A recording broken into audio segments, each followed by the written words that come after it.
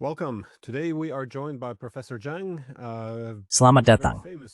Hari ini kita ditemani oleh Profesor Zhang, yang dikenal luas karena ramalan geopolitiknya berdasarkan teori permainan, bukan dengan melihat bola kristal, tetapi dengan menganalisis kekuatan struktural dan kepentingan berbagai aktor. Ia juga membuat beberapa prediksi yang sangat spesifik, seperti kembalinya Trump dan kemungkinan perang antara AS dan Iran pada masa jabatan kedua Trump. Bagaimanapun, terima kasih banyak sudah kembali hadir. Terima kasih, Glenn. Saya rasa salah satu prediksi Anda yang lebih suram adalah bahwa kita sekarang sedang menuju ke Perang Dunia Tiadi. Saya ingin bertanya, mengapa demikian? Apa yang Anda lihat? Apakah ada kemungkinan pemicu? Apakah Anda melihat reaksi berantai? Karena, seperti yang kita lihat dari dua perang dunia sebelumnya, satu hal cenderung memicu hal lain, dan begitu kita terlibat, tampaknya tidak ada tombol mundur di titik manapun. Jadi, apa yang sedang Anda nilai?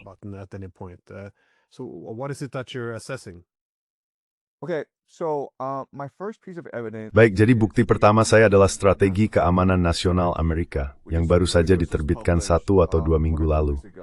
Sangat jelas bahwa mungkin 4 tahun yang lalu, Amerika memandang dunia sebagai sesuatu yang dapat diatur dan dikoordinasikan oleh organisasi multilateral. Yang penting saat itu adalah agar Amerika bertindak sebagai penegak hukum atau polisi untuk memastikan bahwa semua pihak mematuhi tatanan internasional berbasis aturan. It is jammed into Trump's and the guests early capital, the healing. Without knowing the thing in a reason, itu adalah kepentingan nasional. Every single semlinda yang keping nasionalnya sendiri. So America needs to protect its own national self-interest. That primarily means protecting the Western Hemisphere, what they call. Dan itu terutama berarti melindungi belahan barat, yang mereka sebut sebagai Doktrin Monroe. Ada sesuatu yang disebut amandemen Trump terhadap Doktrin Monroe, yang pada dasarnya berarti Trump ingin menegakkannya. Amerika percaya bahwa Rusia dan Tiongkok telah terlalu jauh masuk ke Amerika Selatan, terutama Tiongkok, yang memiliki banyak perjanjian perdagangan dan investasi di sana yang menguntungkan masyarakat setempat. Namun Amerika selalu menjangan niet-stoot, yang menemerksterd wilayah dan verwerber sportruim untuk ekonomi vrij tersebut.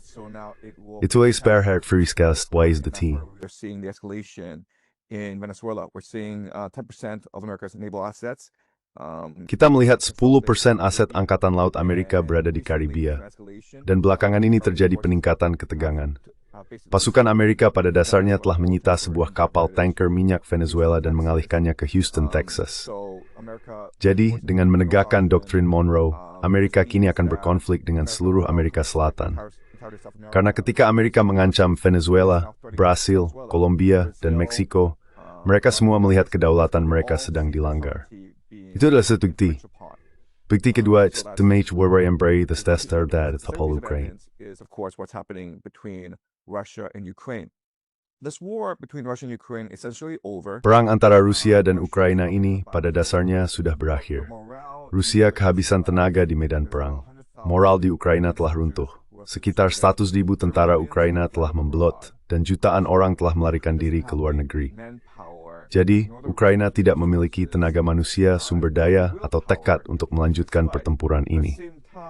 Pada saat yang sama, pihak Eropa bersikeras agar Ukraina terus berperang. Dapat kemerdekaan dari pemimpin Eropa dan menyita evaluasi men 210 miliar euro aset Rusia dan memberikannya langsung kepada Ukraina. Namun, iklim itu fault isi dan itu guru time bisa setting berdiri. It's given up this idea because they understand it's suicidal, and so now they're about. Dan sekarang mereka akan memberikan Ukraina pinjaman sebesar 100 miliar euro, pinjaman tanpa bunga, untuk mempertahankan perang. Alasannya adalah karena Eropa perlu ikut serta dalam perang ini pada suatu saat. Dan mereka khawatir jika ada perjanjian damai, Rusia akan mengonsolidasikan keuntungannya lalu menggunakan sumber daya Ukraina untuk menantang supremasi Eropa. Jadi itulah front besar yang kedua. Lalu, tentu saja, apa yang kita lihat di Timur Tengah adalah peningkatan ketegangan yang terus berlanjut antara Israel dan Iran. Ada perjanjian damai yang ditandatangani antara Israel dan berbagai pihak, Hamas, Hizbullah. Tetapi tampaknya Israel tidak menghormati perjanjian-perjanjian tersebut. Israel has no respect for these treaties, it seems as though that Israel is planning to. Tampaknya Israel berencana menyerang Hezbollah di Lebanon dalam 2 minggu ke depan. Gencatan senjata dengan Hamas tidak akan bertahan, karena Hamas tidak akan setuju untuk menyerahkan semua senjatanya. Jika mereka melakukannya, mereka akan dimusnahkan oleh para proksi Israel ini. Jadi, Timur Tengah hanya akan semakin memanas. Kamu tahu ada penembakan di Amerika terhadap seorang fisikawan nuklir, lalu tragedi di pantai Bondi di Sydney, Australia, di mana 16 uris. Israel menyerang Iran tanpa bukti apapun. Petugas Mossad terbang ke Australia untuk ikut dalam penyidikan. Dia bisa duga dasa game mereka milik Suwinindal Opera Greji. Mentioning Haristos, it's in that what Ari Perdetsil Diary Motor Badik Dog to Amin. Potential for massive flare-ups in 2026. Well, it seems like one of the Nah, major tampaknya salah satu hal besar yang sedang berubah, seperti yang kamu juga sebutkan, adalah pergeseran dalam tatanan dunia secara keseluruhan. Biasanya, tatanan dunia baru hanya terbentuk setelah terjadi perang dunia. Artinya, ketika ada redistribusi kekuasaan besar-besaran, sistem internasional seringkali tidak mampu mereformasi dirinya sendiri. Biasanya kita memerlukan perang besar, lalu status quo baru bisa ditegakkan melalui berbagai perjanjian. Namun, saat ini tampaknya merupakan masa yang sangat krusial, karena seluruh tatanan dunia setelah Perang Dingin didasarkan pada hegemoni dan dominasi. Dan sekarang tentu saja, distribusi kekuasaan itu telah hilang. Kini menjadi distribusi kekuasaan multipolar. Jadi, sangat sulit atau hampir mustahil untuk melakukan transisi secara damai, karena tatanan lama yang didasarkan pada dominasi Amerika Serikat kini harus menemukan sistem baru yang berlandaskan keseimbangan kekuasaan.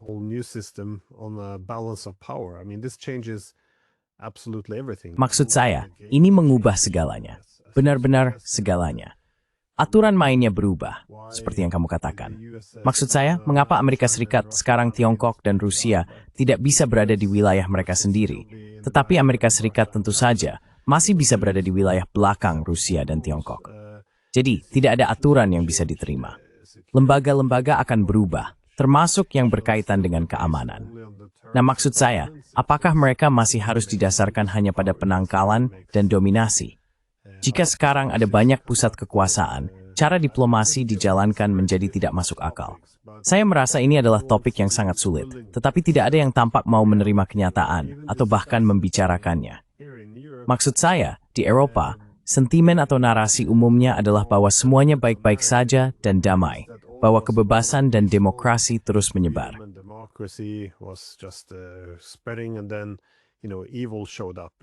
Dan kemudian, kejahatan muncul, dan biasanya harus dipersonifikasikan oleh Putin atau Xi Jinping. Itu harus dihadapi, harus dihancurkan, dan entah bagaimana setelah itu perdamaian bisa kembali. Maksud saya, ini cara yang sangat kekanak-kanakan untuk mengatakan bahwa mereka ingin hegemoni kembali. Dan saya menyebutnya kekanak-kanakan, karena tidak ada strategi tentang apa yang ingin mereka capai atau bagaimana mereka bisa mencapainya, atau sarana yang dibutuhkan. Ini hanya luapan emosi dan slogan tentang apa yang dianggap tidak adil. Seolah-olah hegemoni kita begitu bajik sehingga semua orang diuntungkan karenanya. Tapi lihatlah, inilah masalahnya. Ketidakmampuan para pemimpin politik kita untuk menghadapi momen kritis yang sedang kita alami. Dan mengapa kita perlu menemukan status quo yang baru? Apakah ini ketidakmampuan untuk melepaskan hegemoni? Ataukah hanya karena aturan sedang berubah? Maksud saya, Manzirob kita bitskan halidin. Yeah, I completely agree with your assessment. Ya, saya sepenuhnya setuju dengan penilaianmu. Jadi, sebelum munculnya gagasan tentang tatanan alam yang liberal dan berbasis aturan, pada dasarnya negara-negara barat ini menindas, mengeksploitasi, dan menjajah seluruh dunia. Selama 20 tahun, NATO terus memperluas pengaruhnya ke wilayah yang dianggap sebagai lingkup Rusia. Dan selama 20 tahun itu, Putin sudah memperingatkan NATO, kalian harus berhenti, kalau tidak kami akan bereaksi. Kami harus melindungi kedaulatan kami. Namun NATO menolak untuk mendengarkan. NATO sangat arogan, dan itu memaksanya untuk bertindak. Lalu Tiongkok, untuk waktu yang lama, pada dasarnya menjadi pabrik dunia. Tiongkok setuju untuk memproduksi barang-barang yang sangat murah untuk dunia, yang meningkatkan standar hidup masyarakat dan membuat konsumen Barat sangat senang.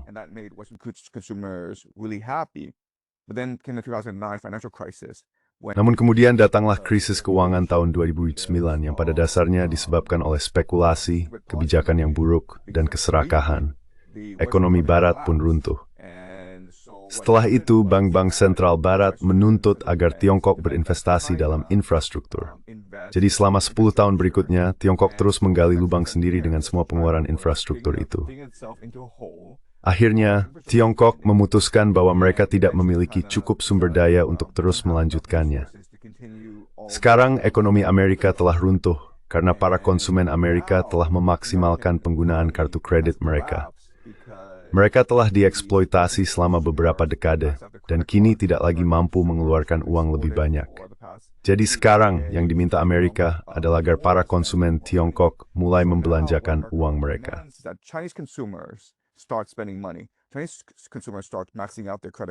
Konsumen Tiongkok mulai memaksimalkan penggunaan kartu kredit mereka, dan Amerika menuntut agar Tiongkok meliberalisasi pasar keuangannya. Namun Tiongkok berkata, kami tidak akan menyerahkan kedaulatan kami. Jadi, Tiongkok telah dibully oleh Amerika. Di bawah pemerintahan Trump yang pertama, mereka mulai memberlakukan berbagai tarif terhadap Tiongkok, dan hal itu berlanjut di bawah pemerintahan Biden. Amerika terus menggunakan berbagai taktik penekanan, misalnya menolak akses Tiongkok terhadap teknologi, pasar, dan sebagainya. Beberapa tahun lalu, eksekutif Huawei, Meng Wanzhou, ditangkap saat transit di Vancouver dan ditahan selama beberapa tahun hingga akhirnya dibebaskan. Selama waktu yang lama, Amerika dan sekutunya mampu menekan dunia. Namun seiring waktu, Rusia dan Tiongkok mulai bangkit, dan Eropa serta Amerika tidak menyukainya. Dan itulah dunia tempat kita hidup saat ini.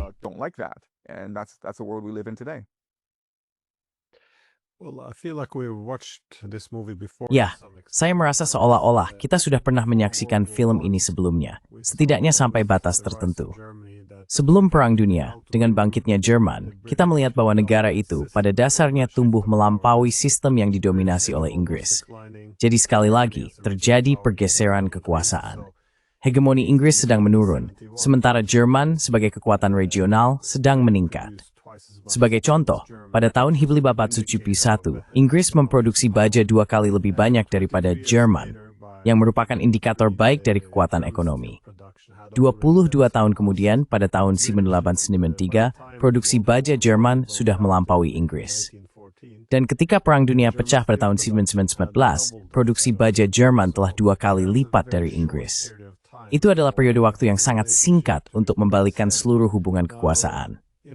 Sekarang, kita tahu bahwa size naik turun, hal yang penting, karena seluruh arsitektur keamanan Eropa itu masih dominasi Inggris.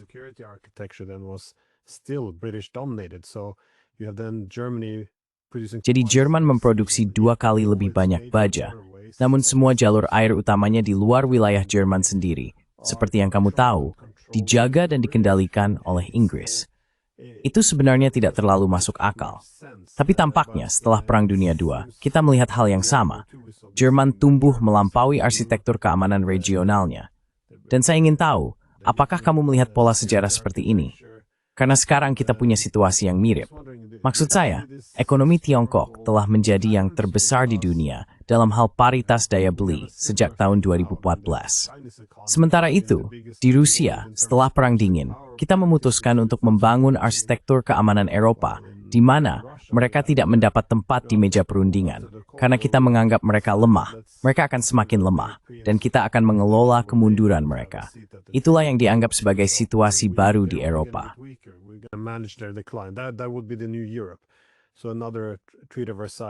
Jadi, pada dasarnya ini seperti perjanjian Versailles yang lain. Namun sekarang kita berada dalam situasi di mana Rusia telah membalikkan keadaan, dan kini mereka memiliki negara terbesar, ekonomi terbesar, wilayah, populasi, dan militer terbesar. Namun mereka seharusnya menjadi satu-satunya negara di Eropa yang tidak memiliki kursi di meja perundingan. Jadi menurut saya, semua tanda bahaya ini seharusnya mulai terlihat, bahwa sistem ini tidak akan menghasilkan stabilitas, melainkan perang. Namun sekali lagi, kita tidak bisa membicarakannya.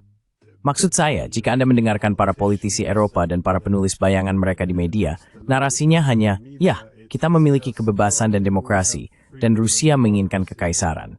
Dan itu saja, sebuah kisah klasik antara kebaikan melawan kejahatan. Menurut saya, ini sungguh luar biasa. Tapi apakah Anda melihat adanya kesinambungan sejarah di tingkat lain? Historical continuity on some other levels. Look, I mean, for the past 20 years, Lihat, maksud saya, selama 100 tahun terakhir, Britania Raya telah menjadi penghasut utama perang di seluruh dunia. Kamu tahu kalau kita menengok kembali ke Perang Dunia I, salah satu ketidakadilan besar dari perang itu adalah bahwa Jerman dipaksa menerima seluruh kesalahan atas terjadinya perang tersebut. Padahal sebenarnya bisa dikatakan bahwa Britania memiliki peran lebih besar dalam penyebab Perang Dunia I dibandingkan Jerman. Bukan begitu. Dan alasannya Dagor Britania bisa menganut sebuah gagasan yang disebut tesis Heartland Mackinder. Gagasan dipelajari dengan Tord Leis Skrujjoidet Babasis, tetapi masih lautan. with very little manpower, but it controls the seas. So in order to maintain its hegemony, it needs to Jadi untuk mempertahankan hegemoninya, negara itu perlu menciptakan sebanyak mungkin kekacauan dan konflik di dalam benua Eurasia.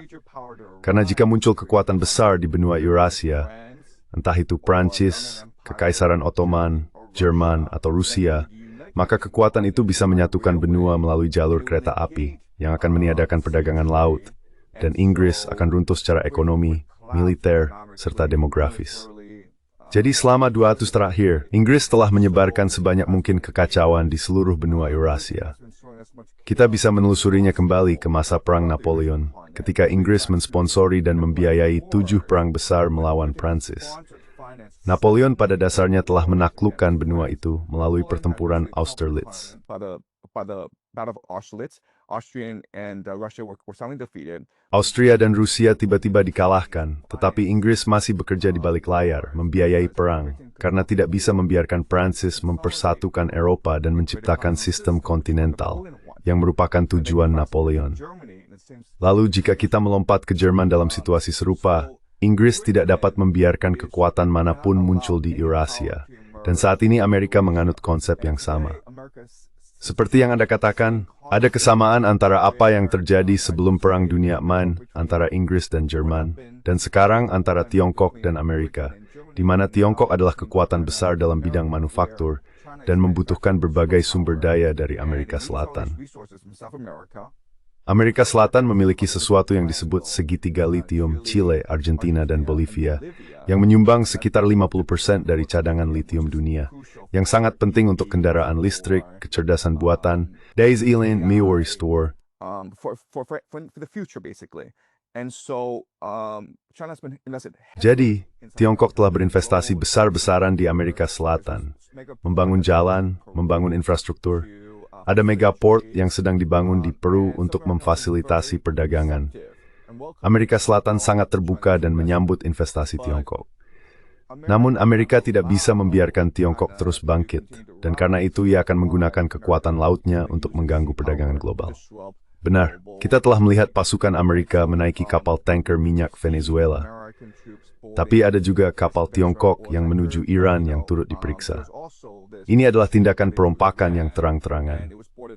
Selama 50 tahun terakhir, Amerika mengatakan akan membelah perdagangan global. Dan sekarang, demi mempertahankan kekaisarannya serta melemahkan Tiongkok dan Rusia, ia pada dasarnya beralih ke perompakan global. Global piracy, basically. What is interesting about the end of World War I, though, is Yang menarik dari akhir Perang Dunia II adalah bahwa setiap sejarawan, ya, hampir setiap sejarawan, mengakui bahwa perjanjian Versailles yang diberlakukan pada akhir perang menempatkan kita di jalur menuju Perang Dunia II karena tidak menciptakan posisi yang berkelanjutan bagi Jerman di Eropa yang baru.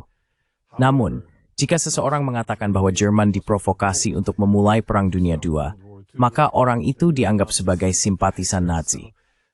Jadi hal ini sangat aneh, karena pada dasarnya itu hal yang sama. Tapi menurut saya ini mencerminkan pola pikir bahwa jika kita mengakui sesuatu, jika kita mengakuinya, maka kita melegitimasinya. Rasanya kita sedikit kembali ke situasi itu saat ini, karena invasi Rusia hampir tidak mungkin terjadi tanpa provokasi. It couldn't possibly be more provoked. This was provoked in every way. Hal ini diprovokasi dengan segala cara, dan kamu bisa dengan mudah membuktikannya, tapi kamu tidak diizinkan untuk mengatakannya, karena itu berarti kamu melegitimasi invasi tersebut. Dan tentu saja, kamu harus segera dibatalkan. Tapi aku pikir komentar tentang jantung Eurasia itu menarik. Seperti yang kamu katakan, hal itu sebagian berasal dari sistem Napoleon, ketika mereka ingin menyatukan Eropa, memutus Inggris sebagai kekuatan maritim, dan dengan begitu menghancurkannya. Jadi hal ini membuat Inggris yakin bahwa mereka harus menjaga agar kekuatan-kekuatan Eropa tetap terpecah. Tentu saja, sekitar 120 tahun yang lalu, hal ini berkembang jadi teori yang lebih terpadu dalam kerangka pemikiran Mackinder. Namun pada abad ke-19, Inggris berperang melawan Rusia yang dianggap sebagai calon hegemon Eurasia. Russia as a potential hegemon of Eurasia, and in the 20th century, the American Dan pada abad ke-20, strategi keamanan Amerika juga merujuk pada teori jantung dunia, karena mereka memandang diri mereka sebagai kekuatan maritim yang berhadapan dengan kekuatan darat Rusia. Namun saat ini, Eurasia tidak bersifat hegemonik. Di masa lalu, tujuannya terutama untuk memisahkan Rusia dari Jerman, selalu mendorong mereka ke arah Asia. Itulah sebabnya kita berperang melawan Rusia dalam Perang Crimea pada pertengahan abad ke-19. Tetapi sekarang, ketika Rusia didorong ke Asia, hal itu tidak lagi mendorongnya ke titik ekonomi tim belakang.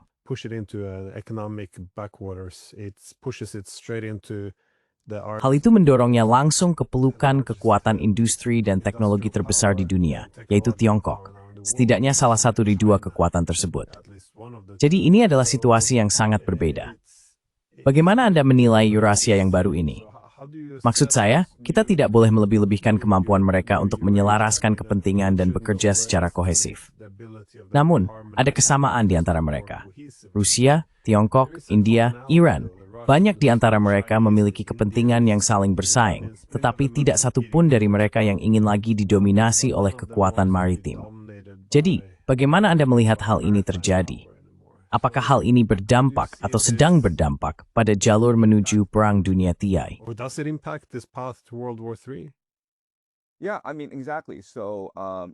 Ya, maksud saya tepat sekali. Tesis Mackinder-Halford adalah sesuatu yang dianut baik oleh Kekaisaran Amerika maupun Kekaisaran Britania. Yang terjadi sekarang adalah karena agresi Amerika, karena sistem ini, sistem keuangan di mana dolar AS menjadi mata uang cadangan dunia, memberi Amerika hak istimewa yang berlebihan. Melalui Talsegran berbistek voorwaardelik hiwend imangung. Hadnik Thaberd vertative rubrek durunya Brixton Ravitingt. Itsedimi Thabrek the Serbies and Bok Kimbra Rabirgi, Alings Real Surd, And Russia, Iran, dan Tiongkok. Russia, Iran, and China. And of course, India will also. Dan tentu saja India juga pada akhirnya akan bergabung dengan aliansi ini, karena hal itu menguntungkan India. Ini menciptakan sistem perdagangan kontinental Eurasia, bukan? Dan Iran adalah kuncinya, karena Iran adalah poros, pusat dunia. Aliansi-aliansi melewati Iran. Eropa memiliki sesuatu yang disebut EMAC, yaitu Koridor Eropa-India Timur Tengah. Rusia memiliki Koridor Utara-Selatan. Tiongkok tentu saja memiliki inisiatif sabuk dan jalan. Jadi Iran adalah kuncinya. Ditiang temtika Amerika bertekad beralihnya rezim di Iran. Amerika sekiat tidak aliansi ini tepung dan wujud, dan wujud. Kamu ala tesis talacening akses perdagangan di seluruh Eurasia. Trade access in the Eurasian continent.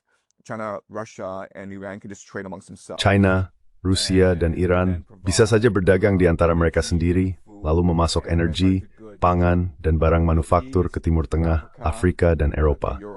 Maka Amerika akan terjebak dengan utang sebesar $2 triliun, dan skema kebijakan Amerika akan runtuh. Jadi ini adalah perjuangan hidup dan mati bagi Amerika. Yang perlu dilakukan adalah masuk ke Iran dan memastikan aliansi ini tidak bisa terbentuk. Amerika tidak harus memenangkan perang, tapi harus menciptakan kekacauan sebanyak mungkin. Itulah sebabnya saya pikir senong giling, kita akan melihat peningkatan retorika dan konflik antara Amerika dan Iran. Dengan Israel, tentu saja, sebagai anjing penjaga bagi Imperium Amerika. Of course, as a pit dog for the American Empire.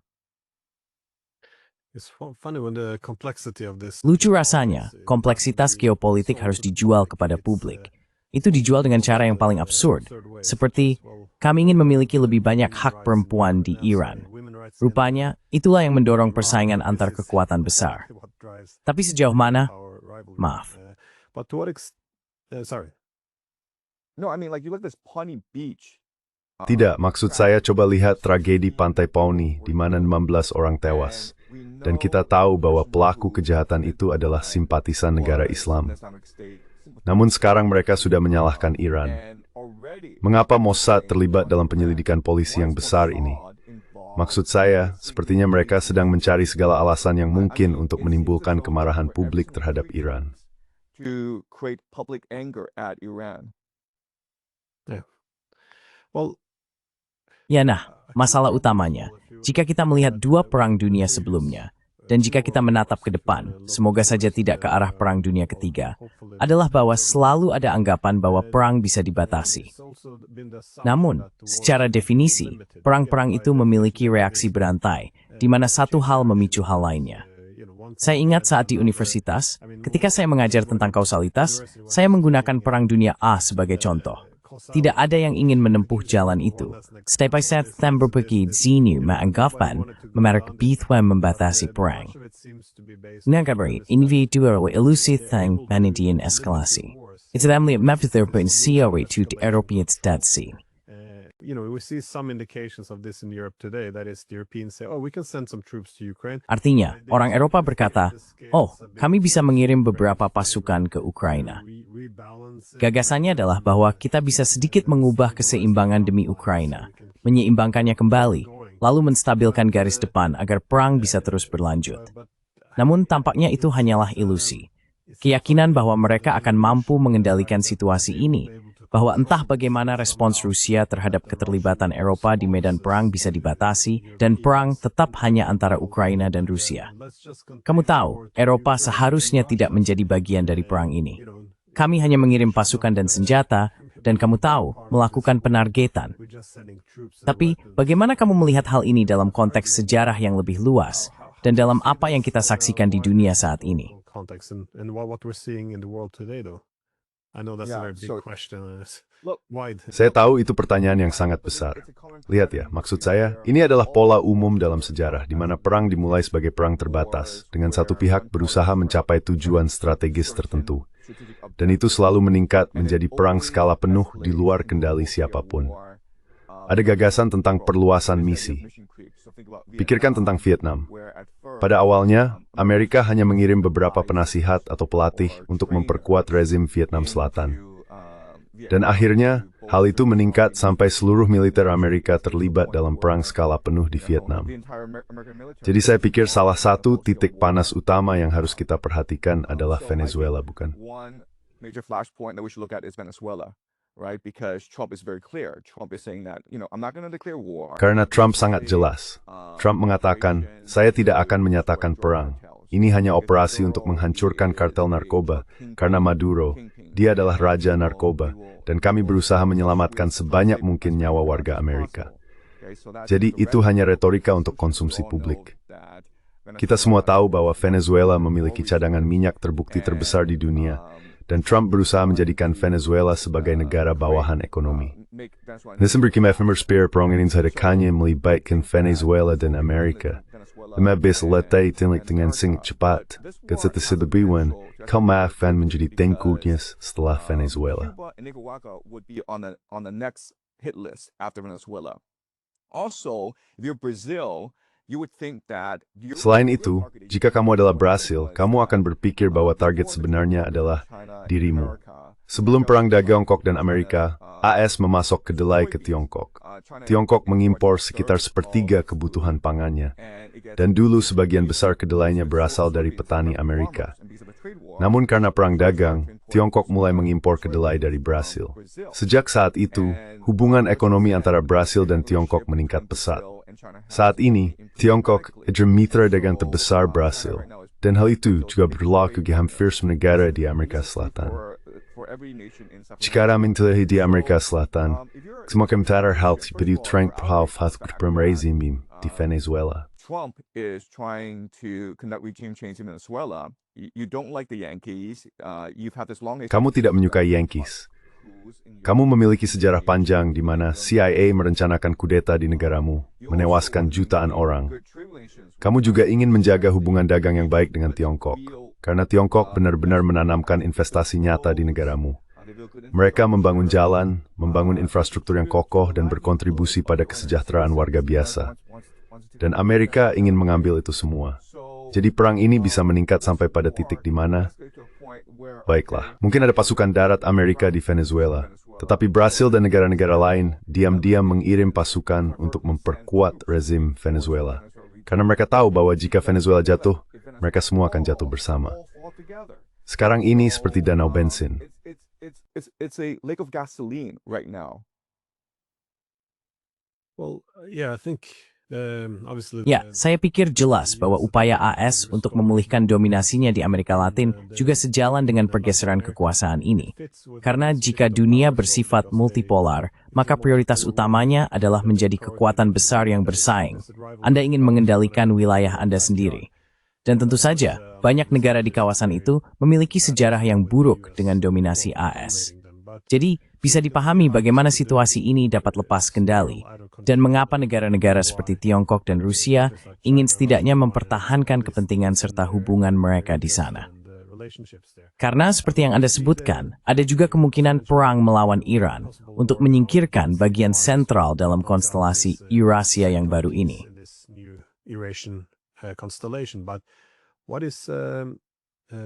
Apakah Anda melihat jalur yang serupa di sana, dalam hal perang itu menyebar dan menjadi tidak terkendali?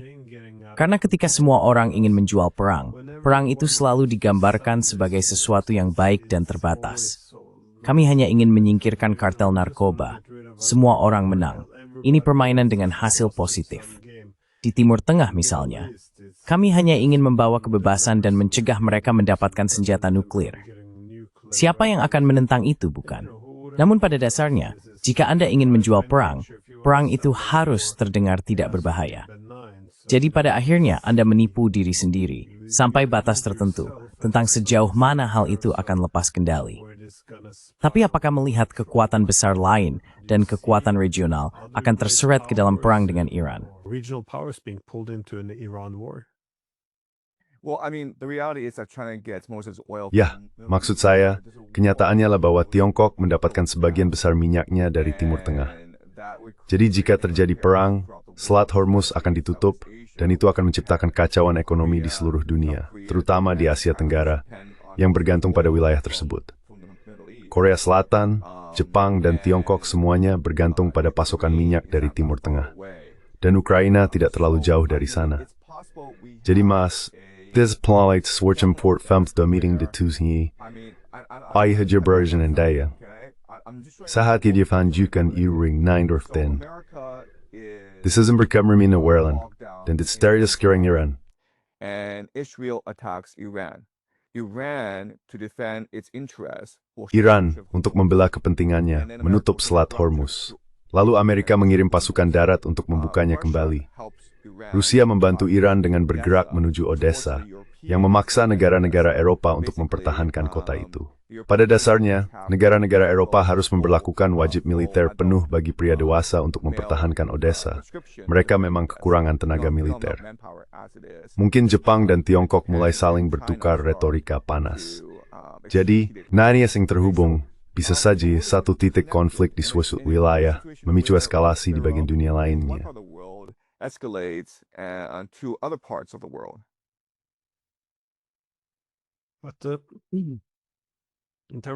Namun, jika berbicara tentang dua pelaku ekonomi utama, orang sering menyinggung gagasan tentang perangkap Thucydides, yaitu untuk menilai kemungkinan terjadinya konflik antara AS dan Tiongkok. Saya pikir jalan menuju Perang Dunia Ketiga antara NATO dan Rusia sudah cukup jelas terbentuk. Namun, mengingat perubahan utama dalam sistem internasional adalah lenyapnya hegemoni AS, AS tidak lagi duduk nyaman di singgasananya, bukan Rusia yang menjadi penyebabnya. Mereka tidak sekuat itu. Memang, seperti yang disarankan oleh strategi keamanan baru, Rusia saat dianggap sebagai ancaman bagi AS. Yang utama, saya menggunakan kata ancaman, meskipun tantang utama terhadap dominasi AS jelas adalah Tiongkok. Now, this is why. Nah, inilah juga alasan mengapa nasionalisme baru yang muncul di AS menyiratkan bahwa semuanya baik-baik saja. Kita terus berkembang, semuanya berjalan baik. Orang bertanya, siapa yang mengambilnya dari kita? Jawabannya menjadi Tiongkok. Dari situlah nasionalisme yang buruk itu muncul. Tapi bagaimana menurut Anda hal ini akan berkembang? Karena kekhawatiran utama di Amerika Serikat sekarang adalah bahwa negara itu tidak lagi mampu bersaing secara ekonomi dengan Tiongkok. Nah, AS masih memiliki kekuatan militer yang lebih unggul. Jadi, apakah Anda melihat terlalu banyak insentif untuk beralih atau meningkatkan dari perang ekonomi menjadi konflik militer? Atau apakah Anda melihat kemungkinan bahwa hal ini, jika bukan pemicunya, akan menjadi bagian besar dari Perang Dunia III yang akan datang? Look, the national security strategy is very clear. Lihat, strategi keamanan nasional sangat jelas mengenai Tiongkok. Tujuan jangka panjangnya adalah untuk mencekik ekonomi Tiongkok karena negara itu bergantung pada perdagangan untuk mendapatkan sumber dayanya, bukan? Jadi gagasan tentang korelasi Trump terhadap doktrin Monroe adalah memutus perdagangan Tiongkok dengan Amerika Selatan, benar? Sekarang ada semua kapal perang Amerika yang berpatroli di perairan Amerika Selatan, dan Tiongkok tidak akan bisa mengekstraksi tembaga dan litium yang dibutuhkannya untuk industri AI dan kendaraan listriknya. Negara itu juga tidak akan lagi bisa mengimpor makanan dan minyak dari Amerika Selatan. Itu bagian pertama. Namun bahkan di Afrika, Trump dan Amerika akan menantang Tiongkok. Selama beberapa dekade terakhir, Tiongkok telah berinvestasi sangat besar di Afrika, membangun infrastruktur, dan menjalin hubungan baik dengan negara-negara Afrika. Creating good relations with African nations. China has a solid relationship with many African nations. Tiongkok memiliki hubungan yang kuat dengan banyak negara Afrika. Namun, dalam dokumen keamanan nasional ini disebutkan dengan sangat jelas bahwa Amerika kini akan bekerja sama dengan sekutu-sekutunya di Eropa dan Jepang untuk membantu membangun Afrika, karena Afrika adalah masa depan. Jika melihat demografi, Afrika adalah benua termuda dan juga benua yang tumbuh paling cepat. Strategi keamanan nasional itu menyatakan dengan jelas bahwa sebelumnya Amerika terlalu berfokus pada ideologi, pada penyebaran liberalisme dan demokrasi. Dan sekarang, semuanya murni demi kepentingan sendiri, murni ekonomi. Jadi pada dasarnya melakukan apa yang dilakukan Tiongkok. Namun Amerika mengatakan, mereka memiliki produk yang lebih baik dan akan menggunakan seluruh sumber daya dari para sekutunya. And we will use the full resources of our allies. So basically, to counter China, first of all. Jadi pada dasarnya untuk melawan Tiongkok, hal pertama yang akan dilakukan Amerika adalah mencekik ekonomi Tiongkok dengan memutus perdagangan. Itu yang pertama. Kedua, Amerika akan memperlakukan sumber daya sekutunya, terutama Jepang dan Korea Selatan, sebagai miliknya sendiri. Amerika akan melihat kekayaan Jepang sebagai alat untuk digunakan melawan Tiongkok. Dan hal ketiga yang akan dilakukan Amerika adalah mendorong strategi pecah belah dan kuasai, di mana Amerika mungkin mundur secara militer di Asia Tenggara, tetapi mendorong Jepang untuk menciptakan konflik yang lebih besar dengan Tiongkok. Dan kita sudah melihat hal itu. Dalam beberapa minggu terakhir, Tiongkok dan Jepang telah saling bertukar retorika yang tajam. Kita bisa mengharapkan eskalasi yang lebih besar dalam beberapa bulan mendatang. We can expect a great escalation of that in the next few months. That's a very, yeah. Itu adalah pesan yang sangat disayangkan untuk disampaikan kepada Tiongkok. Artinya, jika Tiongkok ingin terus berdagang dengan dunia, maka sebaiknya ia membangun kekuatan militer yang sangat kuat untuk benar-benar melindungi kemitraan dagangnya dari Amerika Serikat. Nah, sekali lagi, ini adalah perbandingan lain saya kira dengan Perang Dunia Pertama dan Kedua. Ada kekuatan industri yang sedang bangkit dan saling bersaing, dan kemudian tentu saja, hampir tak terhindarkan, militer sebagai instrumen ikut terlibat dalam persaingan itu.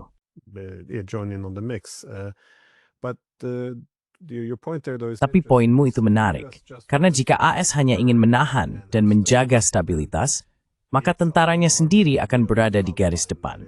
Artinya, mereka memiliki kredibilitas paling tinggi. Maksudku, jika kamu ingin pencegahan, kamu membutuhkan kredibilitas, kemampuan, dan komunikasi yang jelas. Tapi jika kamu ingin masuk ke perang terbuka, kamu tidak ingin berada di garis depan. Kamu ingin menggunakan pihak ketiga. Kamu ingin mengirim Kurdi untuk melawan Irak, kami ingin mengirimkan Ukraina untuk melemahkan Rusia. Kan Twikid melibatkan Jepang untuk melawan Tok. Tapi itu yang kamu lihat. Itu what Wolf pun semetode to that untuk perhero ini. You see these other places as well? This is not the British there. This is just. Inilah yang dilakukan oleh Inggris, memecah belah dan menguasai. Inilah yang telah dilakukan oleh kekaisaran selama berabad-abad. Jadi ya, maksud saya, Jepang dan Korea Selatan sekarang akan menjadi umpan meriam dalam perjuangan besar antara Tiongkok dan Amerika. Dan kita sudah melihat hal itu terjadi. Sayangnya karena ada puluhan ribu tentara Amerika di Jepang dan Korea Selatan, dan karena kelas kepemimpinan, kaum elit, telah lama sekali diambil alih oleh Amerika, pada smur jadi seorang set forward dengan dukung. Jadi Jepang dan Korea Selatan itu terus sepak retain kaum mini-matcher. Do what they're told by the Americans. I wanted to ask about the domestic. Saya juga ingin menanyakan kepada Anda tentang komponen domestik dalam hal ini, ketika kita menuju Perang Dunia III. Seperti yang telah kita lihat di masa lalu, ketika sebuah hegemon menurun, atau kekuatan besar manapun menurun, hal itu juga tercermin dalam masalah domestik. Sebuah negara bukan hanya satu entitas kekuasaan yang terpadu, ia memiliki komponen domestik. Jadi begitu terjadi kemunduran, kita juga melihat ketimpangan ekonomi, perubahan demografi, fragmentasi sosial, polarisasi politik, dan hilangnya legitimasi bagi pemerintahan yang tidak mampu menjalankan fungsinya. Dan seringkali kita melihat bahwa perang menjadi semacam solusi untuk menjaga agar konstruksi ini tetap utuh. To hold this construct together. Do you see the same, or how do you explain? Apakah Anda melihat hal yang sama? Atau bagaimana Anda menjelaskan atau mempertimbangkan dinamika ini dalam penilaian Anda? Apa yang terjadi dengan negara-negara itu sendiri? Karena jika Anda melihat Eropa dan AS saat ini, itu bukan AS dan Eropa yang sama seperti 20 tahun lalu. Kualitas kepemimpinan, cara mereka berbicara tentang dunia, prioritas yang mereka tetapkan. Maksud saya tidak mendengar ada pemimpin Eropa saat ini yang berbicara tentang perdamaian. Mereka tidak berbicara tentang diplomasi atau kebutuhan untuk menghindari perang. Semuanya tentang Anda tahu, mempersiapkan diri untuk mengorbankan putra dan putri kita demi melawan iblis besar yang baru. Maksud saya, inilah kepemimpinan politik kita. Ini tidak terjadi begitu saja. Tampaknya, ini adalah bagian dari kemunduran. Apakah Anda mempertimbangkan hal ini? Do you factor this in? Yeah, absolutely. So you're absolutely right. So Ya tentu saja, kamu benar sekali. Spengler memiliki daftar periksa tentang bagaimana kita tahu suatu masyarakat sedang mengalami kemunduran. Dan ketika dia mengatakan kemunduran, yang dia maksud adalah di ambang kematian. Karena dalam pandangannya masyarakat itu bersifat organik. Mereka adalah organisme, mereka lahir, tumbuh dewasa, mati, dan ketika mereka mati, mereka tercerai-berai. Jadi apa yang terjadi di dunia barat bukan sekadar kemunduran, lalu mungkin beberapa dekade kemudian mereka akan bangkit kembali. Tidak, ini seperti di ranjang kita bahas, daftar periksanya. Nomor 1 adalah urbanisasi berlebihan. Ketika semua orang dari pedesaan berbondong-bondong ke kota. Dan sekarang kita memiliki megakota di dunia barat. Itu masalah, karena kota-kota ini bersifat parasit, tempat di mana orang terlibat dalam kemewahan, dekadensi, dan korupsi.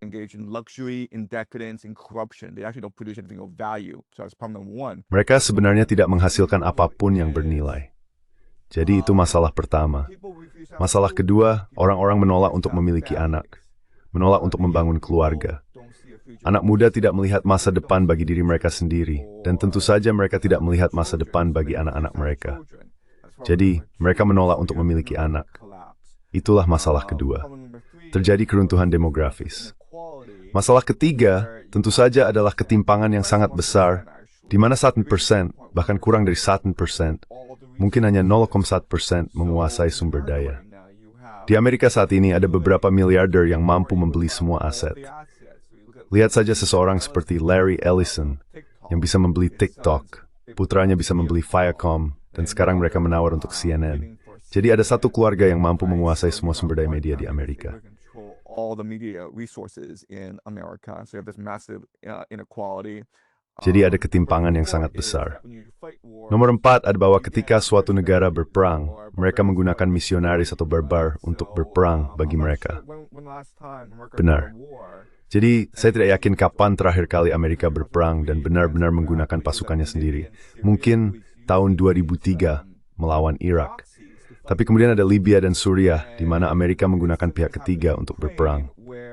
Dan hal yang sama terjadi di Ukraina, di mana Amerika menggunakan orang Ukraina untuk berperang, tetapi orang Amerika sendiri sebenarnya tidak terlalu terlibat. Nomor 5 adalah kemerosotan umum, di mana misalnya ada hal seperti OnlyFans, mungkin 10 atau 20% perempuan muda kulit putih Amerika ada di OnlyFans. Dan menurut saya itu adalah tanda kematian peradaban, kalau bisa dibilang begitu. Benar.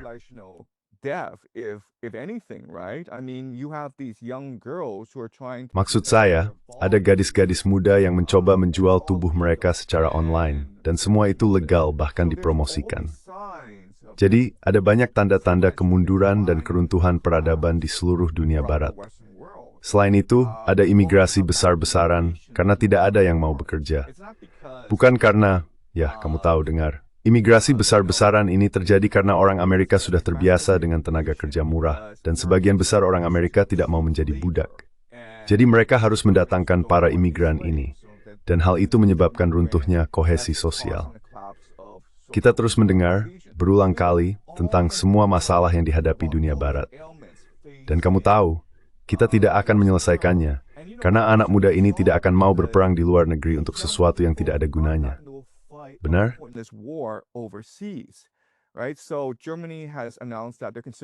Jadi, Jerman telah mengumumkan bahwa mereka sedang mempertimbangkan wajib militer, dan para anak muda mengatakan, kami lebih baik diperintah oleh Putin. Jika diberi pilihan, berperang atau membiarkan Putin menjadi kaisar mereka, mereka lebih memilih Putin sebagai kaisar mereka. Mereka senang dengan Putin sebagai kaisar mereka. Dia mungkin lebih baik daripada Merkel, oke? Jadi, saya tidak yakin bagaimana cara membuat anak muda ini mau berperang. Dan seluruh inti dari peradaban barat sekarang adalah bahwa kamu tidak perlu bekerja, dan kamu bisa menikmati hidup yang nyaman.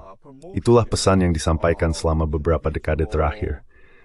Kamu tahu promosi beracun tentang dekadensi individu dan pemujaan terhadap individualitas.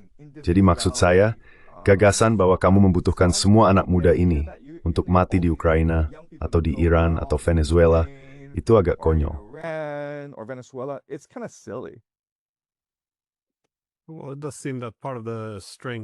Nah, tampaknya sebagian dari kekuatan peradaban barat di masa lalu adalah sifat mudanya, yang penuh semangat dan terbuka. Setiap peradaban bisa membuat kesalahan, tetapi yang penting adalah keterbukaan untuk mengakui kesalahan, menanganinya, memperbaikinya, dan mencoba hal-hal baru. Semua itu tampaknya kini telah berhenti, dan saya pikir sebagian penyebabnya diperparah oleh propaganda yang terus meningkat. Bisa dibilang ini semacam operasi psikologis, karena jika ingin mengenali operasi semacam itu, tandanya adalah ketika orang mulai takut dengan apa yang bisa mereka katakan. Bukan karena benar atau salah, tetapi karena mereka tahu ada hal-hal yang tidak boleh diucapkan. Orang mulai saling mengawasi. Muncullah suasana ketakutan karena tidak ada kepastian pandangan mana yang dapat diterima atau bagaimana seseorang bisa dihukum.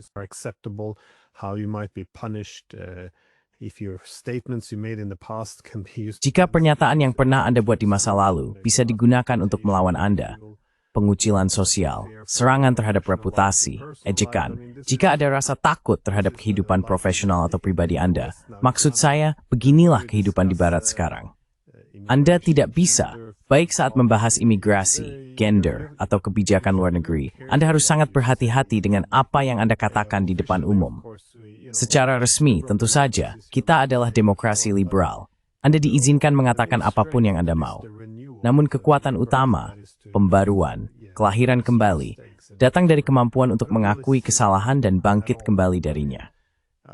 Saya tidak benar-benar melihat hal itu lagi sekarang. Saya tinggal di Eropa sampai akhir tahun 90-an, lalu pergi selama 20 tahun, dan kembali lagi. Tempat itu sudah tidak bisa dikenali lagi. Sekarang ini sangat berbeda. Saya tidak yakin apakah Anda melihat hal yang sama. Ni Solim Noah. So you think that the mat no matter math it would konyu. It's youth, it seems. Well, I mean, I was in Canada for 2 months.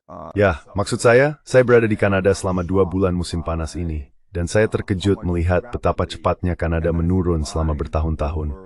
Sepertinya orang-orang tidak ingin bekerja. Seperti yang kamu katakan, mereka kurang bersemangat dan semacam kamu tahu, itu yang disebut quiet quitting, kan? Istilahnya quiet quitting. Tentang masalah ketakutan dan intimidasi. Dengar, Amerika baru saja mengumumkan kebijakan bahwa jika kamu ingin berkunjung ke Amerika Serikat, kamu harus mencantumkan 5 tahun riwayat media sosialmu. Dan maksud saya semua orang tahu apa maksudnya, kan? Karena semua orang tahu ini ditujukan kepada orang-orang yang mengkritik Israel. Untuk apa lagi mereka melakukan ini? Tidak ada yang peduli kalau kamu disebut sebagai Amerika.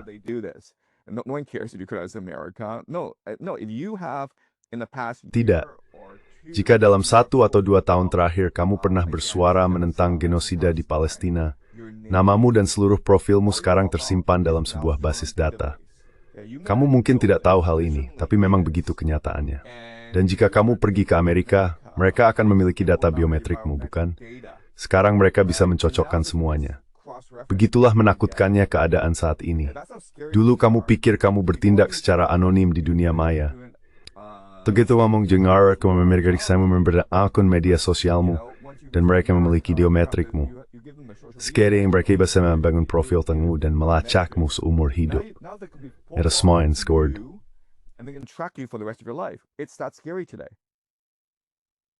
Let me just ask, a last. Izinkan saya mengajukan satu pertanyaan terakhir, karena saya menghargai peringatan Anda tentang kemana kemungkinan besar kita akan menuju. Maksud saya selalu menekankan bahwa di Eropa, perang yang lebih besar dengan Rusia sekarang lebih mungkin terjadi daripada tidak. Jadi, bagaimana Anda mengidentifikasi inti sumber dari masalah-masalah ini? Apakah itu kesombongan, keangkuhan, atau kebodohan? Maksud saya, apa yang akan menjadi solusi di sini? Jika memang ada, Sam Abdullah, it's Estex Nopethates dan News Mini. Effect we're currently in the middle of. So, I study history. Jadi saya mempelajari sejarah, dan ini adalah pola yang cukup kuat. Kekaisaran bangkit karena mereka masih muda, penuh energi, kohesif, dan terbuka. Lalu mereka mencapai puncak sebagai kekaisaran, menjadi arogan, tertutup, dan berpikiran sempit, dikalahkan oleh kesombongan mereka sendiri, lalu mengalami kemunduran, dan kekaisaran itu pun runtuh. Ini adalah pola yang cukup umum. Kita tidak memiliki contoh kekaisaran yang telah runtuh, lalu bangkit kembali. Berbad stars berbaring dengan temporis calmed by Camoris by kekaisaran Byzantium, kemalat. Kekaisaran Byzantium ni kekaisaran Romawi, alang tuai si stasay siksali both mid. Are two different entities altogether. So what's happening in America? Jadi apa yang terjadi di Amerika, apa yang terjadi di dunia barat, hanyalah bagian dari proses alami menjadi manusia. Namun masalahnya tentu saja adalah bahwa sebuah kekaisaran menolak untuk mengakui kefanaannya. Sebuah kekaisaran menolak untuk mati. Ada begitu banyak miliarder di Amerika yang menghabiskan semua uang mereka untuk mencoba hidup selamanya. Dan itulah kesombongan mereka yang berkuasa. Sayangnya, inilah yang diajarkan orang Yunani kepada kita. Kesombongan adalah kejahatan dan forsa diuji. Iyan tunatay sa menuju kegilaan. Dan itu yang mitapper kita hidup di New York sekarang ini. And that's why we're living the world that we live in today.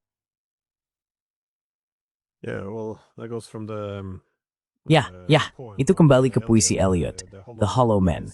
Kamu tahu, dunia berakhir bukan dengan ledakan, tapi dengan erangan. Tapi apakah itu yang terbaik yang bisa kita harapkan? Bahwa semuanya tidak berakhir dengan ledakan. Bahwa kita berakhir seperti cara Soviet, runtuh perlahan dan menyedihkan, dan berharap sesuatu yang baru muncul menggantikannya atau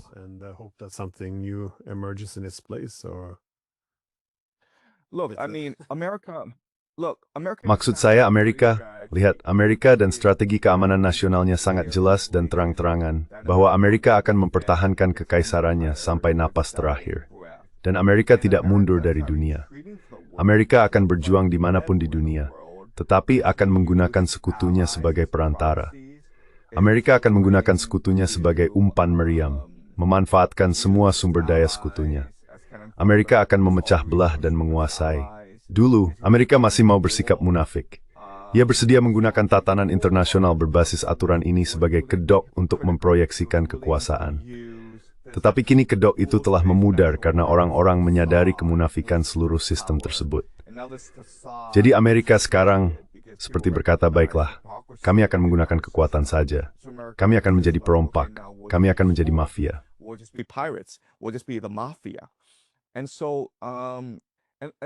Jadi pada saat yang sama, kenyataannya adalah bahwa Amerika merupakan kekaisaran terbesar di dunia. Belum pernah ada kekaisaran yang mampu menguasai seluruh dunia dan memiliki kecanggihan teknologi, ekonomi, serta militer seperti yang dimiliki Amerika. Maka kematian ini tidak akan indah. Dan, tahu kan, jika kita mati dengan lirih, itu akan menjadi kematian yang cukup baik. Tapi saya tidak berpikir itu akan berakhir dengan lirih. Saya pikir itu akan berakhir dengan ledakan besar. Saya rasa konflik ini bisa berkecamuk di seluruh dunia selama 10 atau 20 tahun ke depan.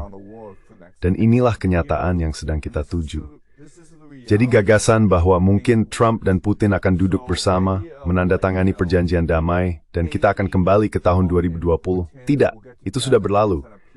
Kita berada di dunia baru yang berani. Doing Tajenpok's word. Ini yang negeri, izin dijuguri. Dan kori semua harus berstep-step. And this is something that we all have to brace for. Yeah, no, I think, well, that's another week. Saya rasa itu adalah kelemahan lain yang saya lihat di Eropa. Anggapan bahwa kita akan melangkah sepenuhnya dalam hal ini, mencoba menghancurkan Rusia. Dan jika karena suatu alasan itu tidak berhasil, kita bisa saja kembali ke keadaan semula. Sekali lagi, ini berkaitan dengan delusi tentang pengendalian eskalasi. Saya tidak yakin orang-orang ini benar-benar tahu apa yang telah mereka mulai. Tapi, sayangnya, saya rasa mereka akan mengetahuinya. Namun seperti biasa, from smatterip and salah, meskipun tidak benar-benar cepat, saya justru berharap suasana. I hope I'm wrong too, okay? I think I would love... Oke, aku rasa aku ingin kembali setahun dari sekarang dan kamu tahu melihat Putin dan Trump menandatangani perjanjian damai, dunia kembali damai. Aku akan berkata, maaf sekali aku salah.